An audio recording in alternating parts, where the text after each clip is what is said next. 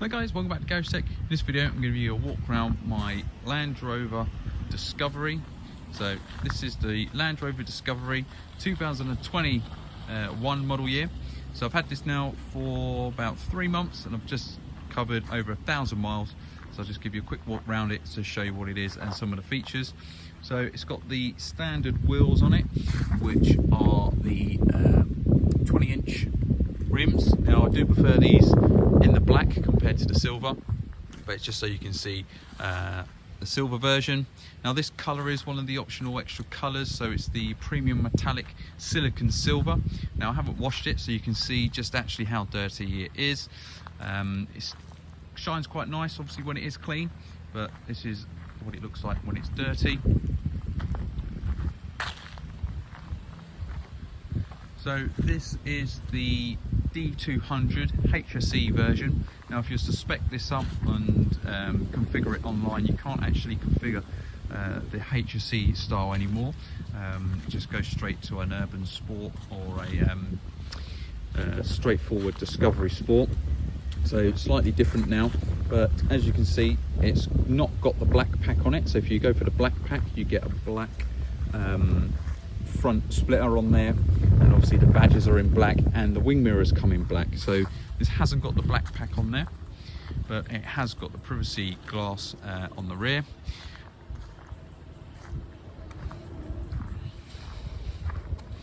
It's got keyless entry system, obviously with the bit there, so you can lock and unlock it, which is one of the features I really do like. So it's telling me it's already locked, so to pull it, automatically opens. Inside I've got the oyster leather interior with the black trims, so these parts here you can customise as well, but I do prefer the oyster leather interior rather than the black. I do think it's much nicer. I've got the full sunroof on there as well, I'll show you that in a moment, and also it's got the +2 seats at the back, which are currently down at the moment, but I'll show you what that does look like when we get into it. Back seats, obviously child seat in here, so loads more room compared to the Evoque. So once your child seat's round, your kids have got a little bit more leg room on here. As I said on some of the other ones which I've looked at, I do prefer the ones with the hard back seat. Just makes it easier for cleaning, but you can see there's loads more room in the back here. Center armrest as well, which obviously comes down, and you can split the seats so they all kind of fold down as well.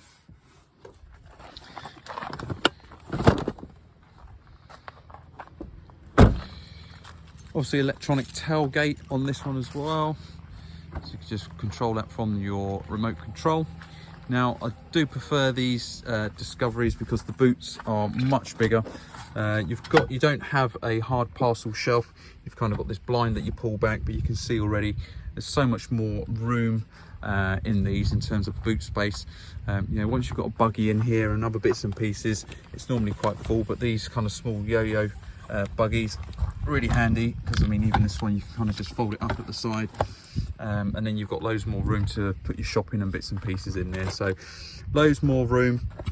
See underneath as well, you've got your tyre inflator kit, etc. under there.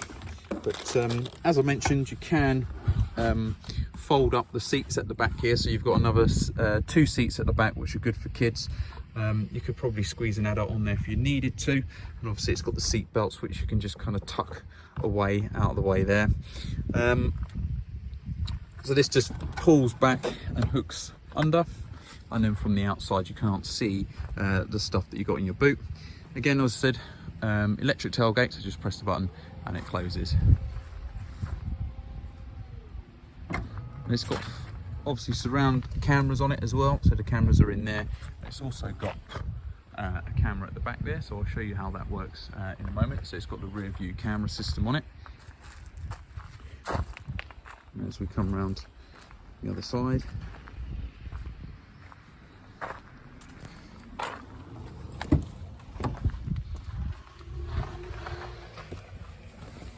so in the inside then, it's got full leather steering wheel.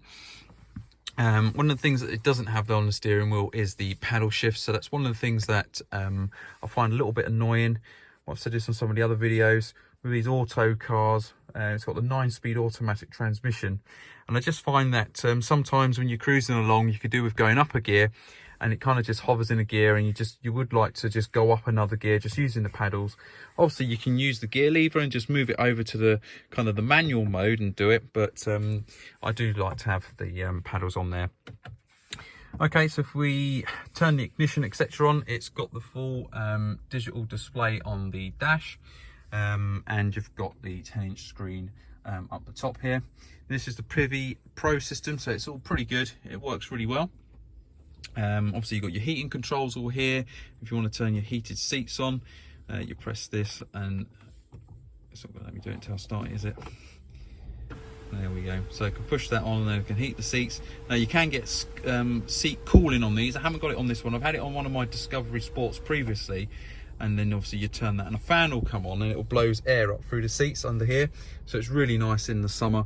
When it's really hot, you can put your cooling seats on. The screen on here is actually pretty nifty how it works. It's all kind of touch screen, you can scroll through it, etc. The navigation is really good. One of the things that I probably like the most on this is the 3D surround cameras for your parking assist. So this is really good. So in the kind of the normal mode, you'll go on and you can just kind of see your front view like that, or you can see the back view, so you can see behind you. So if I just go into reverse, for example, straight away puts the lines on there, and then as I turn the steering wheel, that kind of turns with it. But what you can also do as well, this is one of my favorite features I think on this, is when you press these buttons at the top here in the corners, it kind of gives you this view. So it's almost the augmented reality, so you can see my car on there. So if I start to move, it does take a bit of time for the wheels to move in the picture, but you can see it does actually move. You can just see where you are and where you kind of parking. This stays on up to 20 miles an hour, so obviously if you're just going around and doing some small bit of parking in a car park, it's absolutely fine, but it does give you a nice view of where you are.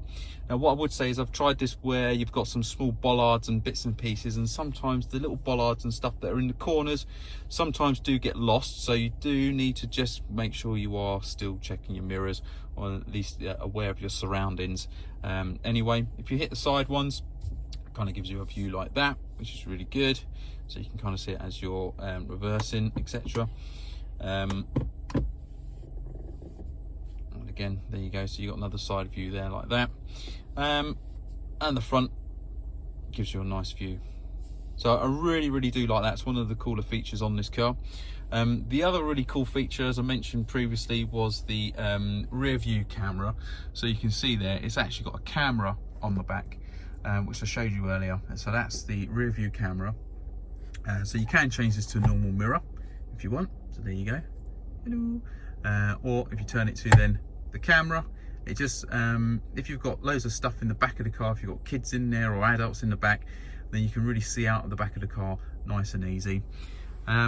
Other features whilst we're up here, obviously you've got your emergency buttons and SSO buttons up there, you've got your glasses holder up there, and as I said, you've got the full glass roof on this one, which has got the blind on there which comes back and forth, which is operated by the button there.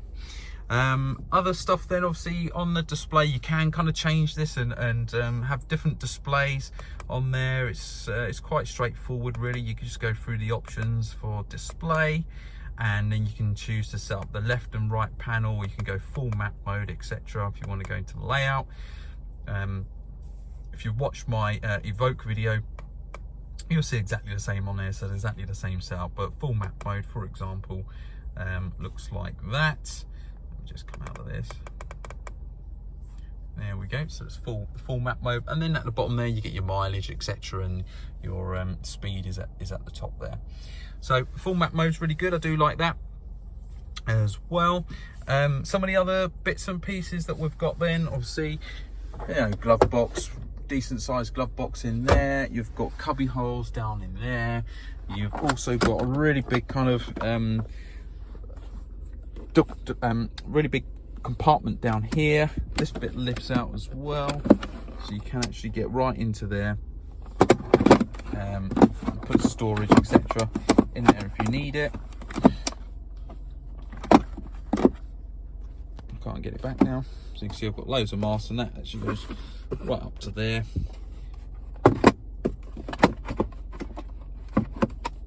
we go, it's clipped into place. In here you've got a USB socket, and you've got the fast charging one as well, the USB-C socket, and I've got a 12-volt socket as well.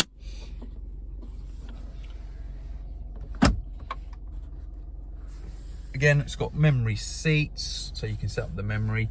One of the things that I find a little bit annoying on these Discovery Sports is that the window buttons are at the top here. On the Evoques, they're down here. You know, I've come from a lot of German manufactured cars, and most of the window switch buttons are down here. So something just to get used to is having your window switch buttons down up the top here if you've not had a Discovery Sport before. But that's just how the Discovery Sports are. They have the window switches at the top there. Other bits and pieces then, so in terms of efficiency and miles per gallon, this is actually quite efficient. It's the most efficient Discovery Sport I've had. I've had a couple over the years, and I've got to say this one is the most efficient. I'm getting about 40 miles per gallon on it, which is actually not too bad when considering the previous version one that I had. I'll be lucky if you're getting between 35 to 38. So actually this has come on a long way now in terms of the fuel efficiency. It's much better. This is also what they call the mild hybrid, so it's got a 48-volt battery system on it. And actually with this one, when you come into a stop, you know, to traffic lights, etc., it will actually switch the engine off quite early, and it's really fast and responsive in turning the engine back on. So that's actually really good. That obviously helps trying to save some of that fuel. The standard navigation on this is actually pretty decent. So once you go down to the navigation, it's much more responsive to actually use. You can see there, you can zoom in and zoom out, etc. So it's actually quite good to use, this one. Some of the other, you know, previous versions are a little bit slower, and that's why this Pivi Pro system is a lot better. If you want to open up the bonnet, to open up the bonnet, it's pretty straightforward. You just got the lever under here. So you just pull that like that. Show you under the bonnet. It's pretty easy to open up. Just if you go straight underneath, under there, it's got a little hook there, and it lifts it up. Something I like about these ones, similar to the Evoque, you've still got a dipstick on it, so it's nice and easy to check your oil. Not like some of the newer other modern cars where actually you've got to check it on the dash. So coolant over on this side, obviously your air filter's in there, your battery's located up underneath there, and your screen wash is just in there. So nice and easy to top up the screen wash. So that was the bonnet release there, so it's nice and easy to use that. 2 latches on these, so just make sure when you're shutting the bonnet that it's closed down properly. The other thing I just want to show you is the AdBlue, and top that up. Nice and easy on these. On the previous versions of the Discovery Sports, this was actually underneath the bonnet, so there's a little bit of a faff to get to and to top it up, and you'll end up spilling AdBlue all over the engine bay. These ones are a lot better now. You've got the AdBlue here, so it's right next to obviously where you're filling up. So when you're at the petrol station, it's nice and easy to fill up the AdBlue. The other thing I wanted to show you is the indicators. So just turn those on because we've got the dynamic indicators on this. So you can see, maybe you can see it in the light. You can see there's dynamic indicators.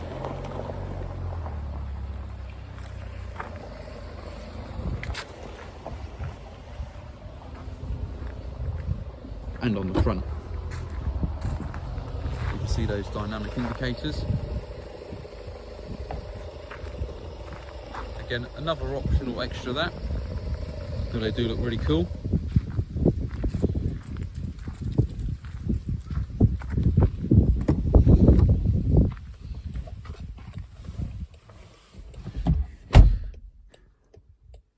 Something else I just wanted to show you actually whilst I've got those indicators on, something that's actually quite cool. I forgot to show you this. When you've got the parking cameras actually on, look at that.